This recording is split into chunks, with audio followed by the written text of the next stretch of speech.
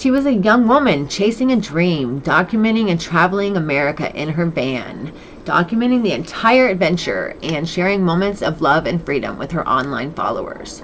But behind the carefully curated Instagram post was a much darker reality, one that would end with national headlines, desperate searches, and a haunting discovery in the Wyoming National Wilderness. Tonight, we revisit one of the most haunting cases in recent history. Welcome back to another Twisted Tuesdays true crime story. And thank you for trusting me with your time. It means a lot. This series is more than just retelling crimes. It's about shining a light on the human stories behind them, and about the victims whose voices were silenced, and the questions that still linger long after the headlines fade. Tonight, we're going to dive into one of the most talked about cases of the last decade. It's a story that gripped the nation in real time, with every update breaking across news outlets, every video clip dissected, and every clue leading millions of people to feel like amateur detectives. But beneath the viral headlines and the media frenzy was a girl, a young woman who should have been safe and protected. But instead, her cries for help went unanswered until it was too late. This is the story of Gabby Petito. Her name was Gabrielle Venora Petito, but everyone knew her as Gabby. She was born on March 19, 1999, in Blue Point, New York, a small hamlet on Long Island. Gabby grew up in a blended family, loved by her parents, Nicole Smith and Joe Petito, and supported by her step-parents, Jim Smith and Tara Petito. Family was central to Gabby's life. She had siblings, half-siblings, step-siblings, but if you ask anyone who knew her, Gabby had a way of making everyone feel like they were her closest confidant. Her childhood was filled with creativity and adventure. Friends recall that she had such a bright spirit. She was a girl who loved art, nature, and traveling, and especially documenting moments through photos and videos.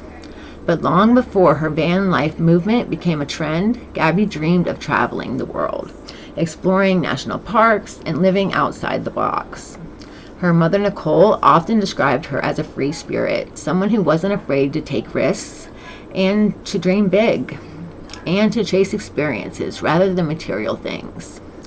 But like so many young women, Gabby's story would intertwine with someone who initially seemed to be her soulmate and who would later become her killer. Gabby met Brian Laundrie while attempting Blue Point in high school in New York. The two connected as teenagers, but really didn't seem serious until years later. By 2019, their relationship had grown, and Gabby moved to North Point, Florida, to go live with Brian and his parents. But on the surface, Gabby and Brian look like the picture-perfect couple. They posted tons of photos together at the beaches, national parks, and even cozy at-home moments. In 2020, Brian proposed and Gabby said yes. But even then, those close to her sensed tension. Friends and family noticed moments where Brian seemed really controlling, sometimes belittling Gabby, sometimes displaying flashes of temper that didn't align with his gentle online persona that he was trying to keep up with. Still, Gabby, like so many in unhealthy relationships, brushed aside the red flags, focusing instead on the good times, the good memories, and the dream they shared to travel America together. By 2021, Gabby and Brian decided to embark on what would be like the adventure of a lifetime, a cross-country road trip in a white 2012 Ford Transit van that they converted into like a little camper. The plan was to document their travels on YouTube and Instagram under the channel name Nomadic Static.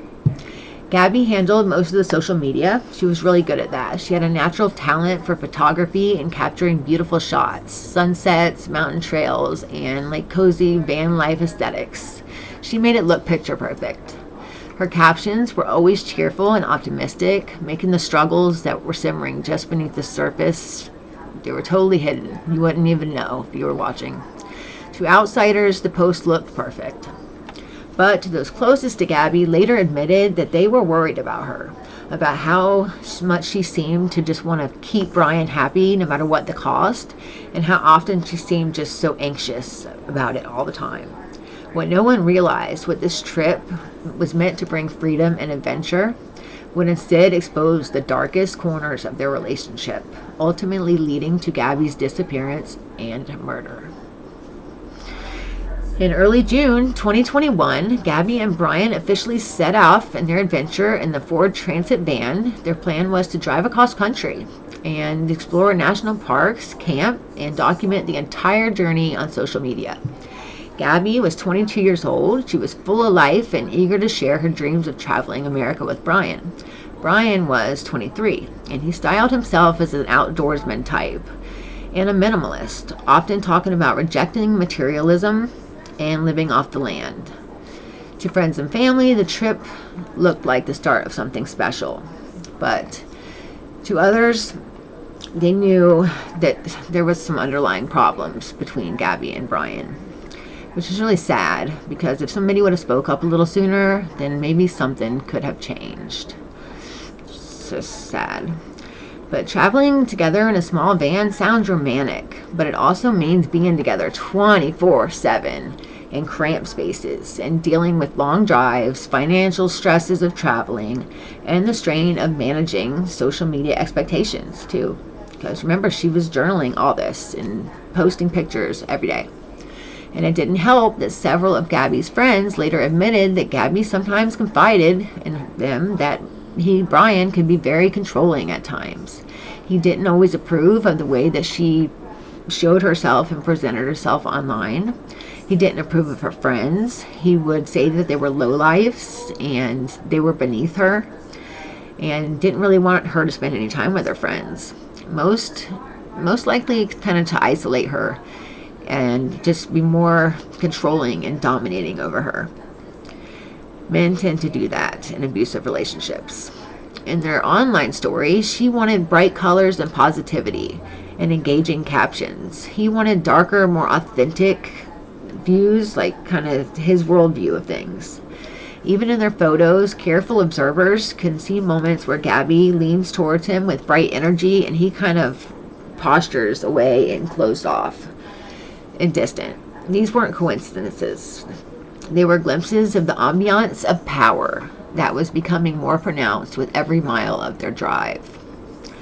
So the couple's journey took them through Kansas, Colorado, and Utah, with stops at places like Great Sand Dunes National Park and Canyonlands National Park. Gabby's social media posts radiated joy, her standing on mountain peaks, smiling in front of breathtaking desert landscapes also.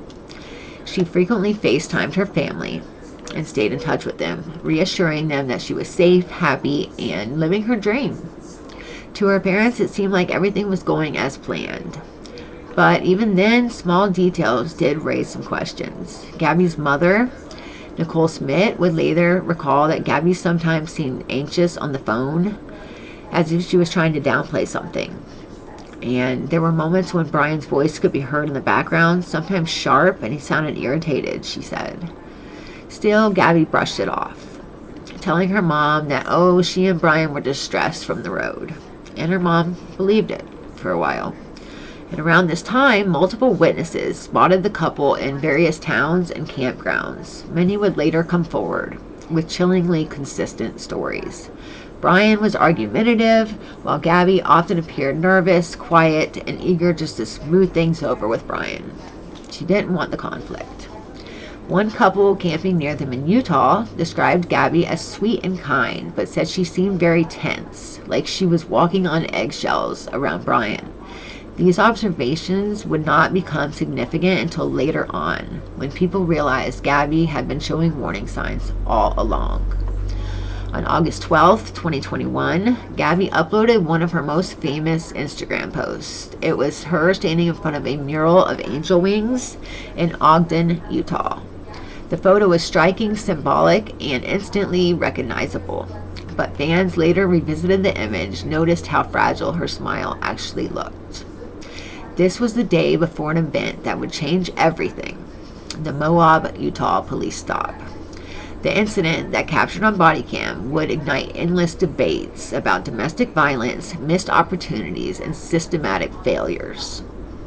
But before we get into that pivotal moment, let's pause here. Because what's important to understand is that Gabby's life, her dreams, her love for adventure, her hope for the future, it was all real. She was a dreamer, and she really wanted all this. This road trip she was trying to desperately hold on to as a dream, even as it began to slip away. It was a hot summer day in Moab, Utah, when the police received a 911 call from a concerned citizen. The caller reported seeing a couple outside a store. The young woman appeared distraught and a man who was being physically aggressive. They actually said that he was slapping her. The couple was Gabby Petito and Brian Laundrie. A witness described Brian slapping Gabby and the two fighting before getting back into the van and driving off. The dispatcher relayed this information to officers, and they would go ahead and pull them over. This would become one of the most infamous police stops of the decade. Soon, Moab police pulled over the van near the entrance to Arks National Park. The footage, later released to the public, showed Gabby in tears, visibly shaken and struggling to catch her breath, as she explained what happened. She told officers that she had been under stress. They had been arguing all morning, and that she scratched Brian, I guess, in frustration. Gabby repeatedly kept blaming herself, though, apologizing and downplaying her own injuries and fear. Brian, on the other hand, appeared calm, composed, even joking around with the officers. He explained that Gabby was emotional, and that she grabbed him and he had done nothing wrong. The officers sat there and actually kept debating between each other whether they should arrest Gabby, not Brian. I couldn't believe that part of the story. Those officers failed her. And if they would have arrested Brian that day for slapping her, I mean, they had witnesses and everything. They had a reason to arrest him. There's a possibility that we could still have Gabby here with us today. To many viewers, like myself, the contrast was chilling. Gabby crying uncontrollably, blaming herself for everything, while Brian shifted the narrative and charmed the officers. Domestic violence experts who later reviewed the body cam footage pointed out all the red flags. Gabby's apologetic behavior, her instance that she was always to blame, her visible distress. These are classic signs of a victim caught in a cycle of abuse. The officers, however, did not arrest Brian at all. Instead, they separated the couple for the night. Gabby stayed with the van, and Brian was put up in a hotel for the night. Who has ever heard of anything like this? That's not supposed to happen. The incident was officially categorized as a mental health break instead of a domestic assault. The decision would later be the subject of lawsuits, outrage, and endless debate. Could Gabby's life have been saved if stronger action had been taken that day? Maybe. Or was the tragedy already inevitable? Maybe. During the stop, Gabby told officers, "I was just cleaning and straightening up the van. I was apologizing to him over and over, saying that I'm sorry, I wasn't trying to be mean. I was just in a bad mood," she explained. Her words revealed a heartbreaking reality, though. Gabby internalized the blame, convinced she was the problem, when in fact she was the one being controlled, silenced, and manipulated. Later, she added through sobs, "He really stresses me out. He doesn't seem to believe that I can do anything myself." These words, preserved forever on camera, echo the reality of many victims with the intimate partner violence. Love mixed with fear, dependence, and self-blame. While the footage was released after Gabby went missing, millions of viewers dissected every frame. Some argued that the officers did all they could within the law. Others believed that they failed Gabby by not recognizing her as the victim. I am on that side of this. I believe that the officers totally failed Gabby. One former police chief said Gabby was in danger. It was written all over her face. You do not need training to see this. And that's why I think that the officers should have arrested Brian. Her family would later file a wrongful death lawsuit against the Moab Police Department, claiming negligence and failure to protect her, which that they did. After the stop and their night apart, Gabby and Brian got back on the road, reunited, and continued the trip.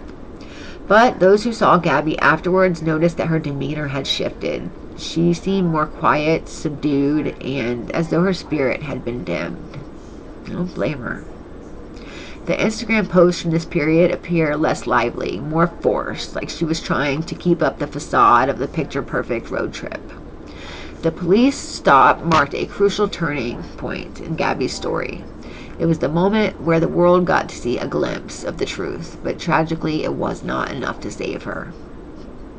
Gabby's family later recalled phone calls and texts seemed off as well. She sounded tired, subdued, almost like she was walking on eggshells around Brian, like she was. There were moments when her mother, Nicole Smith, asked if she was okay, and Gabby would reassure her that she was okay, but the words didn't carry the same brightness as before, and her mother did become worried. It was clear that something had shifted in her demeanor. In the weeks after the police stop, several witnesses reported seeing Gabby and Brian in restaurants and campgrounds and other parks. Their stories would later provide chilling clues about the true state of their relationship. One witness, Nina Angelo, recalled seeing the couple at a restaurant in Jackson Hole, Wyoming on August 27, 2021. And this is chilling because it's the last day that we think she was alive. But according to Nina, Gabby was visibly upset and crying, and Brian was arguing with the staff there, and he stormed out of the restaurant, in and out of the restaurant, I guess. Nina described the atmosphere as explosive, saying Gabby looked completely distraught. Wish she would have called the police. Another couple camping nearby said that Gabby was sweet and quiet, but Brian appeared moody and controlling. They said that she would shrink back and kind of cower every time that he would raise his voice. Subtle signs that spoke volumes, though. These accounts would later form a timeline of escalating conflict, a timeline that ended with her vanishing. Around the same time, Gabby's mother received two strange text messages. On August 27th, the first message referred to Gabby's grandfather on his first name instead of Grandpa. Something very completely different and out of character for her. Nicole immediately felt something was off. On August 30th, another text come through that said, "No service in Yosemite." Gabby's family instantly doubted that she had written it. The wording didn't sound like her, and more importantly, her family knew that she wasn't anywhere near Yosemite. She was in Wyoming, thousands of miles away. To them, it was a red flag, one that suggested Brian had been the one sending the messages, maybe attempting to cover his tracks, but they didn't know what yet. Friends of Gabby later came forward to say they had concerns about Brian way before the road trip. One friend described Brian as manipulative and someone who had an odd hold over Gabby, influencing her appearance, her habits, and even her diet at times. He was known for a temper. He was known to often keep it hidden, though, around outsiders. Those closest to Gabby worried about her and said that her bright, independent spirit was being dimmed piece by piece. But Gabby, like many in unhealthy relationships, downplayed these concerns. She focused on the dream they shared, the adventures they were supposed to be having, and she wanted to believe it would all work out. But by late August, the couple had made their way to Grand Teton National Park in Wyoming. This would be the last place that Gabby would be ever seen alive. Travel vloggers Jen and Kyle Bethune would later discover dashcam footage from their own trip on August 27th, capturing Gabby's white van parked along a remote dirt road near Spread Creek. The footage would prove critical in narrowing the search area weeks later. At the time, no one realized that Gabby's life was in danger, and it was in its final days. The road trip, which began as a dream, was now spiraling into a nightmare. The warning signs were everywhere. The police stop, the witnesses counts, the strange texts, the tension. Looking back, it's easy to trace the path to Gabby's disappearance. But in real time, the signs were scattered, disconnected, and tragically overlooked. Gabby was slipping away, and no one knew it yet. And the final days of August 2021 marked the unraveling of Gabby's journey. After weeks on the road, she and Brian reached Grand Teton National Park in Wyoming, one of Gabby's dream destinations. On August 24th, Gabby was last seen leaving a Salt Lake City hotel with Brian. And according to her family, her mother recalled that evening it was a normal conversation. Gabby sounded excited about visiting Yellowstone. Nicole had no idea that this would be her last real conversation with her daughter.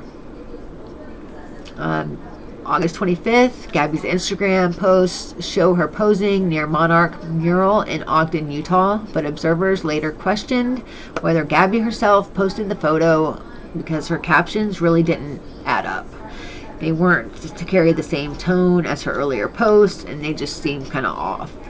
On August 27th, everything shifted. That was the day the witnesses reported seeing Gabby and Brian arguing in the restaurant, where Brian argued excessively with staff while Gabby appeared distressed.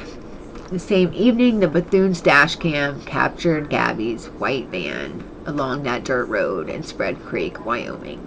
The footage showed the van's rear door closing abruptly, as though someone was inside. Many now believe this was the night that Gabby was killed. It may have been her final moments.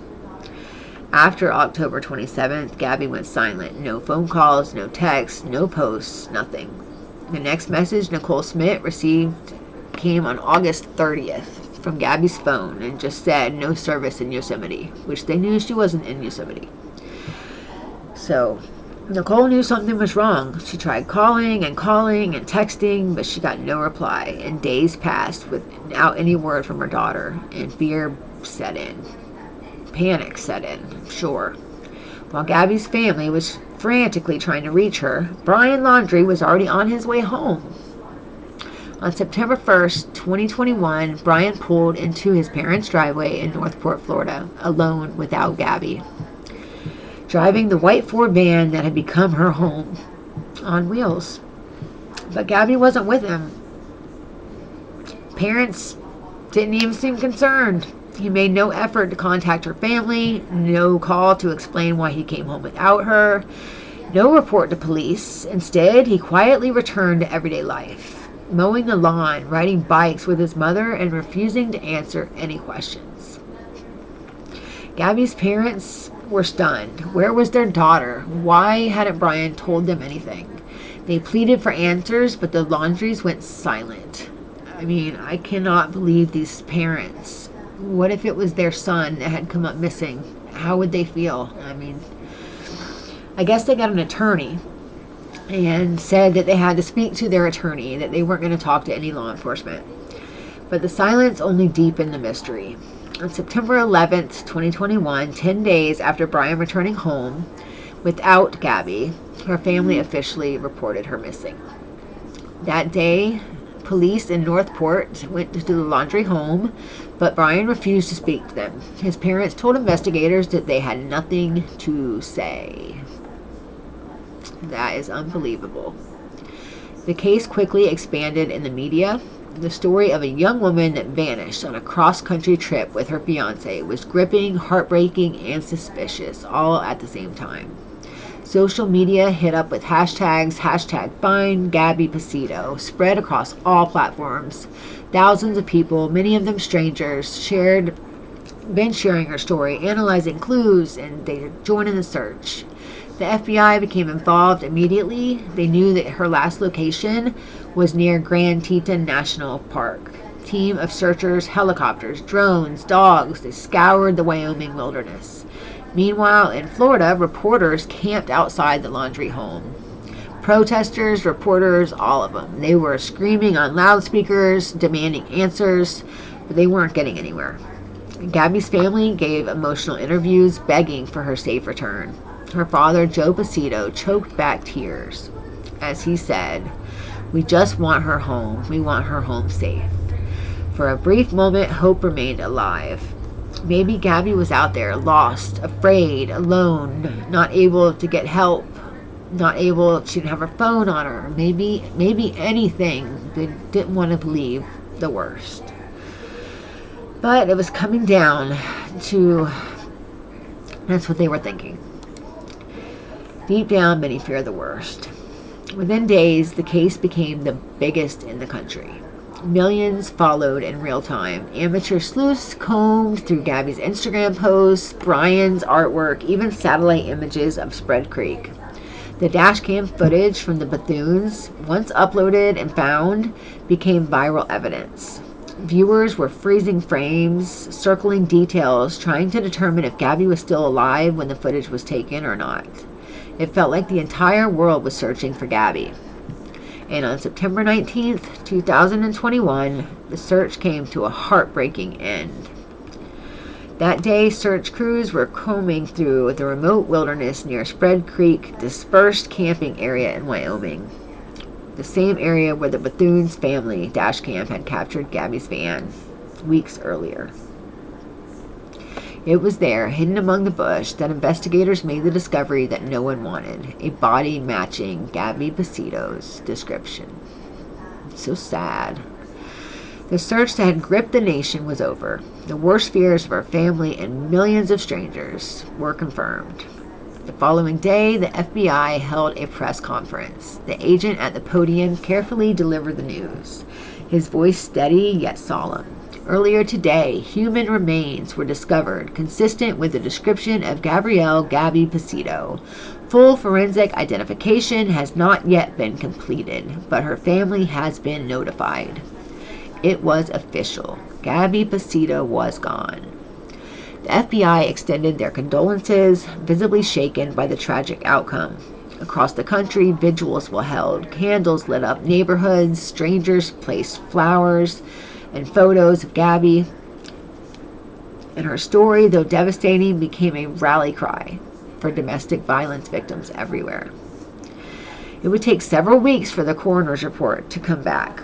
On October 12, 2021, the Teton County coroner confirmed Gabby's cause of death, which was homicide by manual strangulation.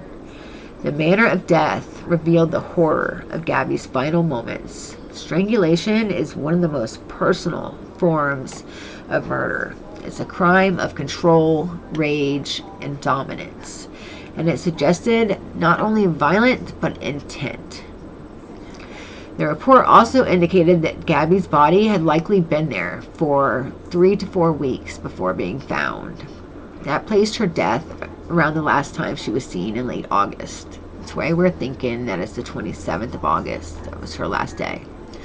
Gabby's family was devastated. They returned to New York to bury their daughter on September 26, 2021, at Molly's funeral home in Holbrook, New York. Hundreds attended. Mourners wore blue ribbons, which was Gabby's favorite color, and remembered her as a light in their lives instead of all the bad. Her father, Joe Petito, delivered an emotional eulogy. He said, "If you're watching this and you're in a bad relationship, leave it. Leave now. Take yourself out of it now. Don't wait. It may not be too late." And he is so right.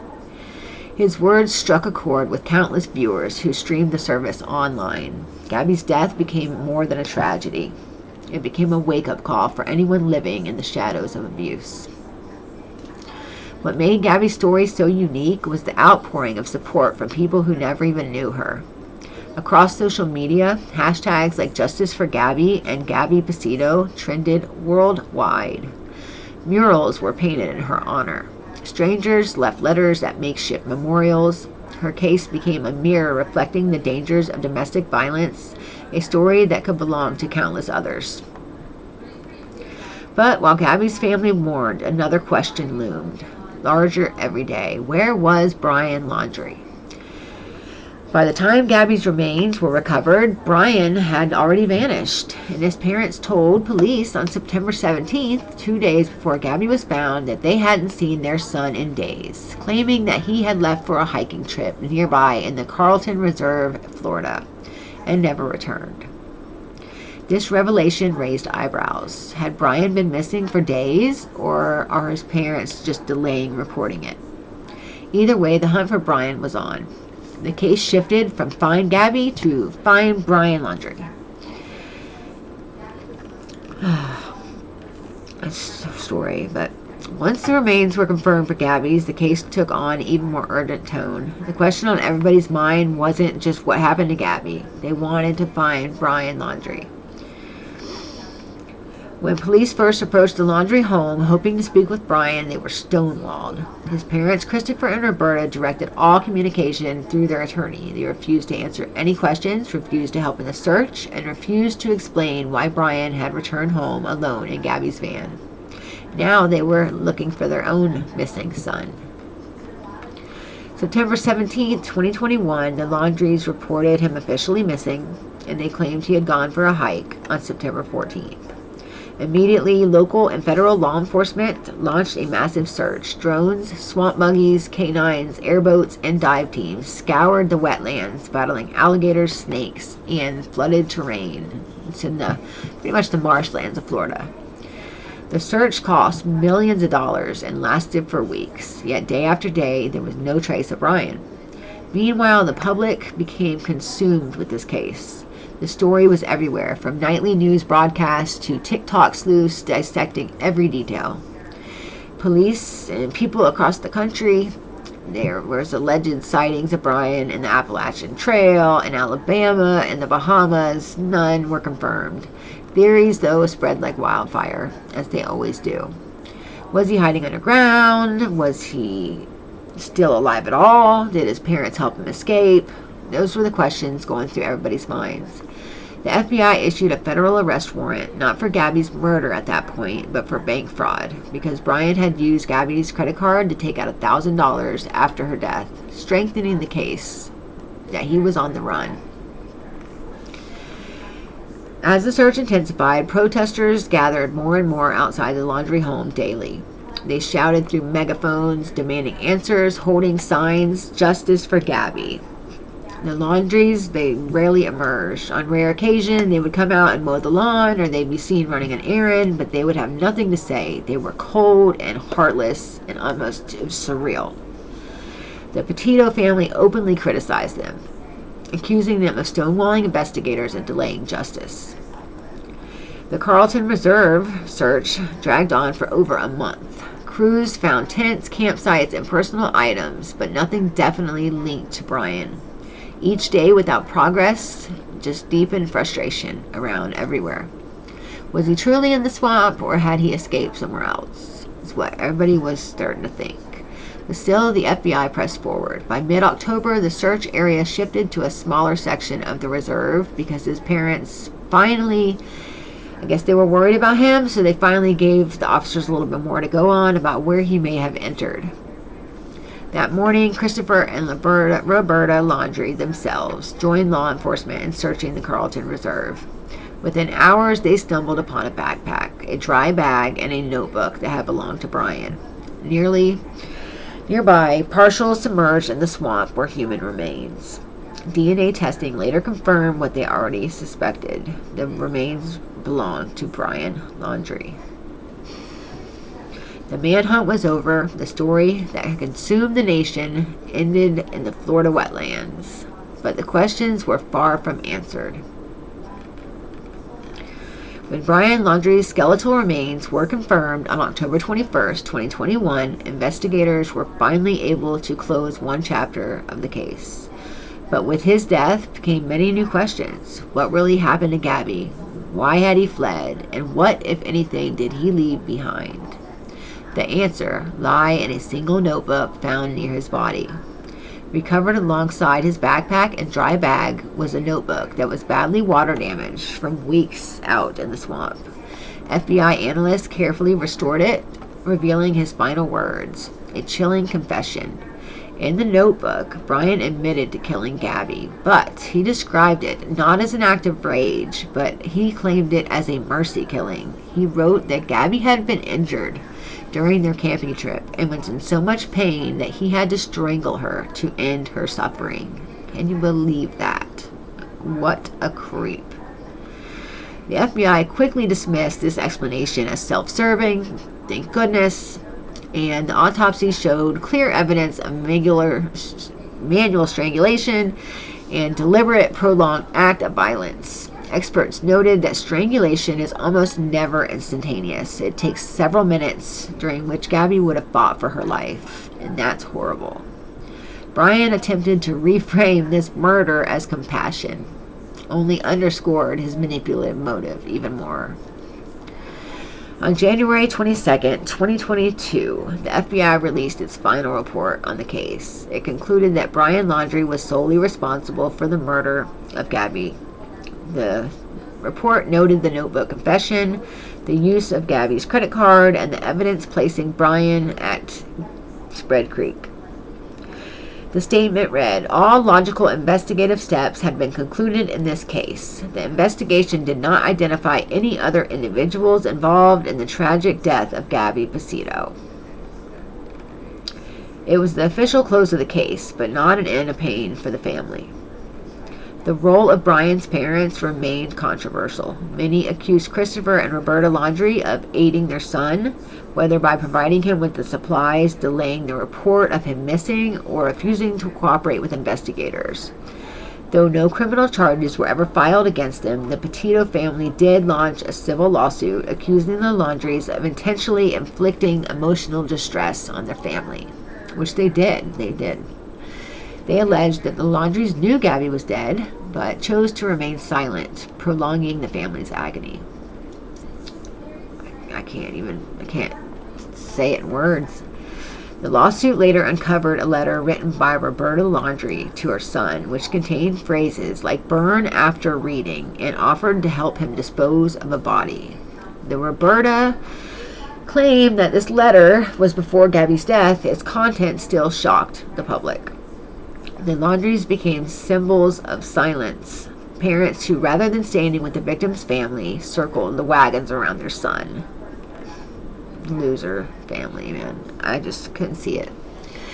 With Brian's death ruled a suicide by a self-inflicted gunshot wound, his self-confession confirmed, law enforcement closed the case. But for Gabby's family, the end just felt hollow. There was no trial, no opportunity to confront Brian in court, no justice system to weigh his actions. Instead, the story ended in a swamp, with questions still lingering in the air. What truly happened between August 25th and August 27th? What words were exchanged in the final moments? Did Brian plan it, or was it a crime of escalating violence? Only two people knew, and now no one remained that knew. It's going to be forever silent. Gabby Petito's story is not just a headline, not just a case number, not just another tragic true crime case. She was a daughter, a sister, a friend, a young woman with dreams of exploring a world, of documenting beauty, of living a life full of adventure. Her voice may have been silenced, but the impact of her story has echoed far beyond the mountains of Wyoming, where she was found. Gabby's case forced America and much of the world to confront uncomfortable truths. It highlighted the warning signs of intimate partner violence and revealed how quickly appearances on social media can mask the darkness behind closed doors. The bodycam footage from Moab, the witness reports, the text messages, all of them painted a picture of a young woman crying out for help, even if she didn't realize it yet herself. And yet, time and time again, her cries were dismissed, minimized, or overlooked. That is truly sad. Domestic violence advocates say Gabby's story has already saved lives by giving other victims the courage to leave and making friends and families more alert to the red flags and signs, and by forcing law enforcement to review their training on handling these sensitive cases. For Gabby's family, there is no true justice. The man responsible for her death took his own life before facing a jury. There will never be a trial, never be a cross-examination, never be a moment where Brian Laundrie has to answer for his crimes. But through their grief, the Petito and Smith families have chosen to honor Gabby by fighting for others. They established the Gabby Petito Foundation, dedicated to supporting organizations that assist victims in domestic violence and missing person cases. You can go to that foundation at GabbyPetitoFoundation.com if you want to donate to the cause. In their words, Gabby's life was tragically cut short, but her story can still make a difference. And that it can. As we close this story tonight, I want to pause to remind you of something. Behind every headline, every viral hashtag, every courtroom drama, there are real people. Families shattered, hearts broken, and lives forever changed. Gabby Petito was not a mystery to be solved. She was a person who deserved to live, to love, and to keep chasing sunsets from the back of her van, if that's what she wanted to do. We will always remember Gabby Petito, her smile, her adventurous spirit, and her love for life. May her memory be a light in the darkness, and may her story remind us all to listen for the voices of those who feel silenced. Thank you for joining me for another Twisted Tuesday True Crime Story special. If Gabby's story touched you, please consider supporting organizations that help with domestic violence. If you or someone you know are in a dangerous relationship or need help, please know there is help available. In the United States, you can call the National Domestic Violence Hotline at 1-800-799-7233. And as always, thank you for trusting me with your Tuesday, your attention, and your compassion.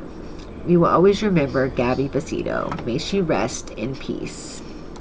Till next Tuesday, guys. Bye. Thanks for joining me.